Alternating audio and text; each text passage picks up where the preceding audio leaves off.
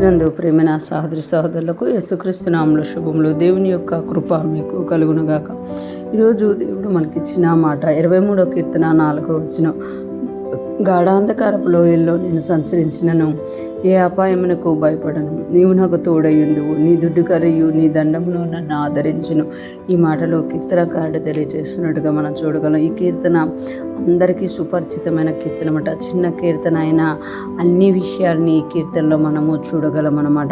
ఇక్కడ కీర్తనకారుడు చెప్తున్నారు కదా, గాఢాంధకారపు లోయలో నేను సంచరించినను అంటే కొన్నిసార్లు మన జీవితము, మన పరిస్థితులు ఇటువంటి మార్గాల గుండా వెళ్తాయి అని అంటే గాఢాంధకారపు లోయల్లో గుండా వెళ్తాయి అన్నమాట. అందుకే ఈ కీర్తనకారుడికి కూడా అటువంటి ఆ సమయం వచ్చినప్పుడు, అటువంటి టైంలోకి వెళ్ళిపోయినప్పుడు ఆయన చెప్పుకుంటున్నాడు కదా, గాఢాంధకారపు లోయల్లో నేను సంచరించినను ఏ అపాయమునకు భయపడను అంటున్నాడు అనమాట. అంటే గాఢాంధకారపు లోయల్లో గుండా నేను వెళ్తున్నా కూడా ఏ అపాయమునికి నేను భయపడను.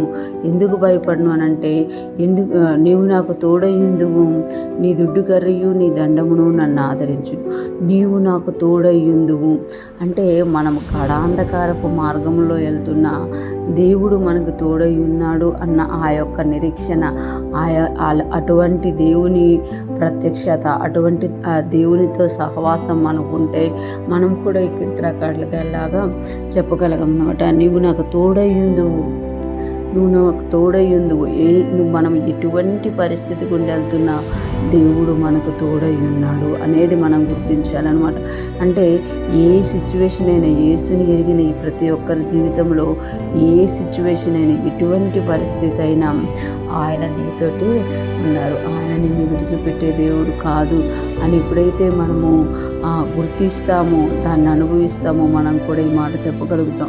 గాఢాంధకారపు లోయల్లో నేను సంచరించను, ఏ అపాయమునకు భయపడను, నీవు నాకు తోడయ్యుందువు, నీ దుడ్డు కర్రయు నీ దండమును నన్ను ఆదరించును. నీ దుడ్డు కర్రయు నీ దండమును నన్ను ఆదరించును అని ఇక్కడ కీర్తనకారుడు మనకి తెలియచేస్తున్నారు. అంటే ఆయన దుడ్డు కర్ర, ఆయన దండము మనల్ని ఆదరించేదిగా ఉంది. దుడ్డు కర్ర అనేది శత్రువు వచ్చినప్పుడు గొర్రెల కాపరు కొట్టడానికి వాడతారు. దండము అనేది అంటే గొర్రెల్ని నడిపించడానికి వాడతారు. అంటే దేవుడు మనకు తోడై ఉన్నప్పుడు మనం ఎటువంటి మార్గంలో గుండా వెళ్తున్నా శత్రువుని దేవుడు కొట్టేవాడిగా ఉన్నారు, మనల్ని నడిపించేవాడిగా ఉన్నారు. ఈరోజు ఫ్రెష్ మనం వింటున్న ప్రతి ఒక్కరూ జ్ఞాపకం చేసుకోవాలి, మనం కూడా ఇటువంటి అనుభవం గుండా వెళ్తున్నామా, ఏ పరిస్థితి ఎటు వెళ్తున్నామో తెలియని పరిస్థితి గుండా వెళ్తున్నామా, దేవుడు మనల్ని నడిపించే దేవుడుగా ఉన్నారు.